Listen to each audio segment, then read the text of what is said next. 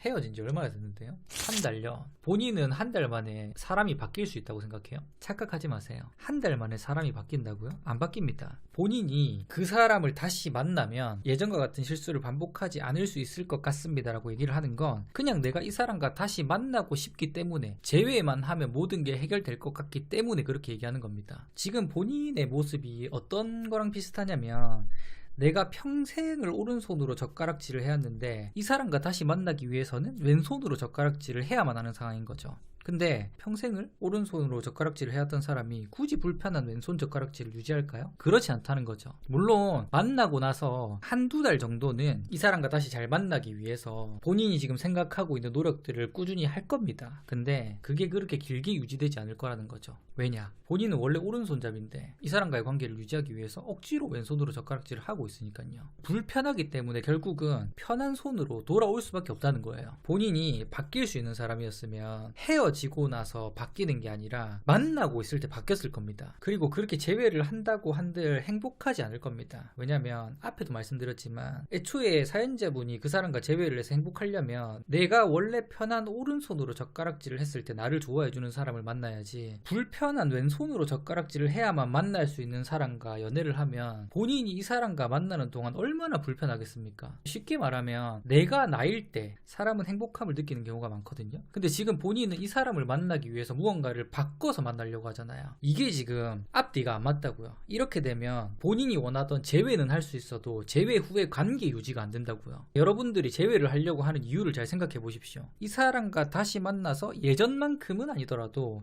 그냥 예쁘게 잘 만나고 싶은 거잖아요. 근데 지금 그렇게 이 사람과 재회를 하면 본인이 생각하고 있는 그 재회 후의 관계 유지가 안 된다고요. 물론 본인이 잘못한 게 많아서 본인이 그만큼 변해야 하고 고쳐야 하고 상대한테 신뢰를 줘야 하는 부분들이 있을 수 있겠죠. 그럼에도 불구하고 지금 사연자분이 말씀하시는 건 이 사람과 재회를 할 수만 있다면 이 사람이 원하는 대로 다 바뀔 수 있습니다 라고 얘기를 하는 거잖아요. 이 생각 자체가 제 기준에서는 재회를 한다고 했을 때 최악의 마인드입니다. 그냥 시작부터 을의 입장으로 기어 들어가는 거랑 똑같아요. 그 마음은 알죠. 얼마나 재회가 간절하고 얼마나 그 사람과 다시 만나고 싶으시면 저렇게까지 할까라는 마음은 100번 1000번 이해할 수 있고 공감할 수 있는데, 이런 마음가짐으로 재회를 하게 되면 아마 지금 생각하고 계신 긍정적인 결과와는 아예 정반대의 상황이 벌어질 겁니다. 할 만큼 해보고 안 되면 포기하는 것도 하나의 방법이라고 생각합니다. 아무리 노력을 해도 안 되는데 거기서 나라는 사람을 바꿔서까지 재회를 할 필요가 있을까요? 꼭 기억하셨으면 좋겠습니다. 재회도 있잖아요. 행복하기 위해서 하는 겁니다. 내 행복이 배제된 관계는 절대 행복할 수 없습니다, 여러분.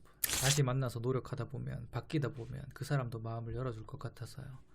그럼 언젠가 다시 처음 좋았던 때로 돌아갈 것 같아서요. 근데 그건 본인 생각이죠. 그 사람도 그런 생각을 하지 않았을까요? 그 사람이 바람이 난 게 아닌 이상 사연자분과의 이별을 충동적으로 결정을 한 건 아니었을 거잖아요. 그렇다면 이 사람도 지금 우리 사연자분이 말씀하시는 것처럼 헤어지기 전에 조금 더 만나다 보면, 조금 더 노력하다 보면, 조금 더 지켜보면 바뀌지 않을까? 라는 생각이 우리 사연자분과의 관계를 끌고 온 건데 안 되니까 헤어진 거잖아요. 똑같은 겁니다. 이 사람은 우리 사연자분과 연애를 하고 있을 때 그 생각을 한 거고, 우리 사연자분은 이 사람이랑 헤어지고 나서, 이 사람을 놓치고 나서 돌아보니까 후회를 하는 거죠. 만약에 이런 생각을 하지 않고 충동적으로 이별을 했다면 지금 그 방법으로 매달리시면 이 사람 한 번은 돌아봤을 거예요. 근데 한 번을 돌아보지 않는다는 건 지금 우리 사연자분이 했던 생각을 이 사람은 헤어지기 전에 했다는 겁니다. 상대한테 조금 시간을 줘보는 건 어떨까요? 지금은 너무 본인의 마음만 들이미는 것 같아서. 당장 1분 뒤에, 1시간 뒤에, 내일 일도 모르는 게 사람 인생인데 어떻게 본인 마음이 몇 년이 지난 후에도 똑같을 거라고 확신하는 거예요? 나중에 진짜 성장해서 다시 만날 그때까지 지금과 같은 마음을 유지하면은 한번 연락해볼 법하죠. 근데 중요한 건 내 마음이 한결같았다고 해서 그 사람 또한 한결같을 거라고 생각하지 마.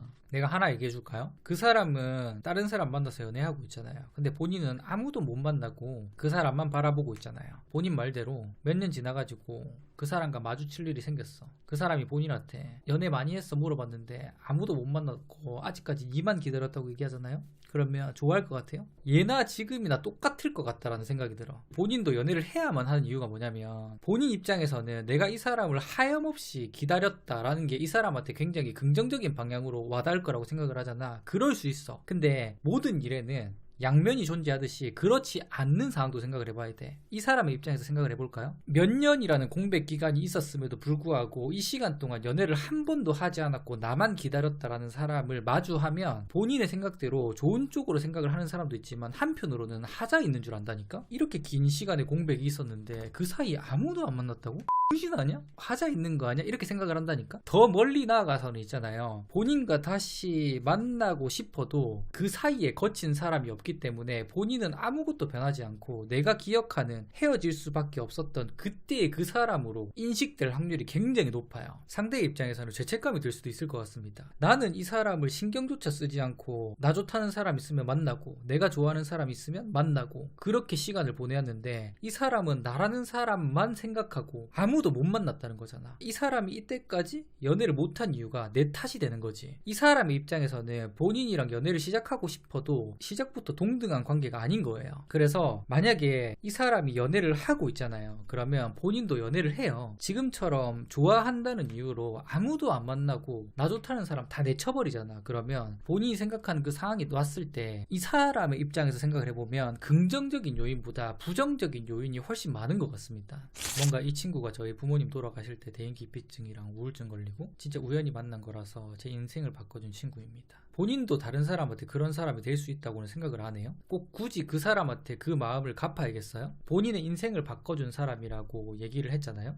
근데 그 사람의 입장에서는 본인한테 했던 행동이나 표현들이 인생을 바꿔줄 만큼 그렇게 특별한 무언가가 아니었을 확률이 높아요. 본인의 상황이 그랬기 때문에, 그런 상황에서 그 사람을 만났기 때문에 이 사람이 특별한 사람 같고 다시는 나한테 이렇게까지 해줄 사람이 없을 것 같다고 의미 부여를 하고 있고 이 사람을 과대포장하고 있을 확률이 굉장히 높습니다. 내가 연애를 1순위로 생각을 하고 있다라는 것 자체가 누군가를 만나도 이 관계를 이성적으로 유지하지 못할 확률이 높다라는 방증입니다. 그리고 이런 상황이 계속 지속되게 되면 나는 사랑받지 못하고 있구나 라고 생각을 하게 되고 그러면서 계속 이 사람한테는 사랑을 갈구하게 되고 이런 것들의 반복이죠. 연애는 분명히 둘이 하지만 각자가 홀로 설 수 있는 힘이 있는 사람들끼리 만나야 관계가 유지가 되는 것 같습니다. 홀로 서지 못하는 사람이 연애를 하잖아요. 그러면 보통 상대방한테 사랑을 갈구하고 상대방을 구속하려고 하고 집착하려고 하는 성향이 매우 강합니다. 홀로 설 수 없다라는 뜻이 뭐겠습니까? 내가 지금 홀로 설 수 없는 상태이기 때문에 지금 내 옆에 있는 사람한테 의지해서 내가 지금 일어서겠다라는 거잖아요. 근데 사실 연인관계라는 게 그래도 힘든 상황들이 있으면 서로가 힘듦을 공유하고 때로는 서로가 짊어지고 있는 짐을 들어주기 위함의 역할도 있지 않겠습니까? 근데 홀로 설 수 없는 사람은 옆에 있는 사람한테 계속 의지합니다. 예를 들어서 내가 등에 한 5kg의 무언가를 짊어지고 있다고 칩시다. 그러면 길게 30분 정도는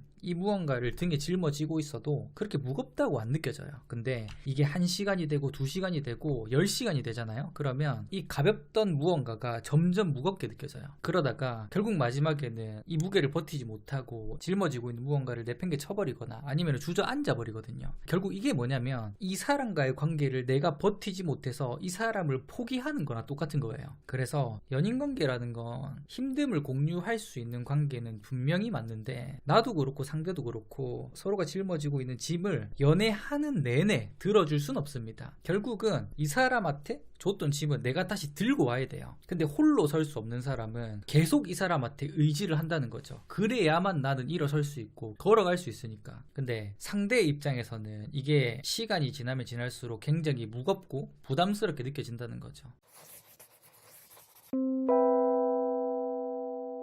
너무 연애에 목을 메고 있다면 연애는 잠깐 내려놓고 본인의 삶에 조금 더 집중을 하는 게 어떨까 싶습니다. 예쁜 꽃에는 벌들이 몰려드는 것처럼 저는 사람도 그렇다고 생각을 합니다. 일단 자기 객관화가 잘 되어야만 하고 그리고 내가 어떤 것들을 잘 하는 사람이고 이런 것들을 정확하게 알고 있고 여기에 시간과 노력을 쏟아 부었을 때 사람은 그제서야 본인만의 향기가 다른 사람들한테 퍼진다고 생각을 하거든요. 내가 내 삶의 중심이 있고 내가 해야 하는 게 정확하게 인지가 되면 자연스럽게 사람들은 몰려드는 것 같습니다. 근데 이걸 스스로가 알아가는 과정이나 그에 필요한 시간들이 생각보다 오래 걸리는 것 같아서 그래서 좀 어렵게 느껴지는 것 같습니다. 평생을 모르고 살아가는 사람들도 있는 것 같고요. 여러분들의 향기를 잘 만드시길 바랍니다. 향기 없는 꽃이 되지만 않으면 되는 것 같아요. 이걸 인간으로 비유하면 겉은 번지르르한데 내면은 텅텅 빈 사람들 있죠. 보통 이런 사람들의 특징이 본인만의 매력이나 향기가 없다고 느껴지거든요. 외적인 부분이 중요하지 않다고 얘기를 하는 게 아닙니다. 분명히 남녀관계는 이 외적인 부분이 중요하긴 한데 외적인 부분만큼 중요한 게 내면입니다. 그리고 제 경험상 내면은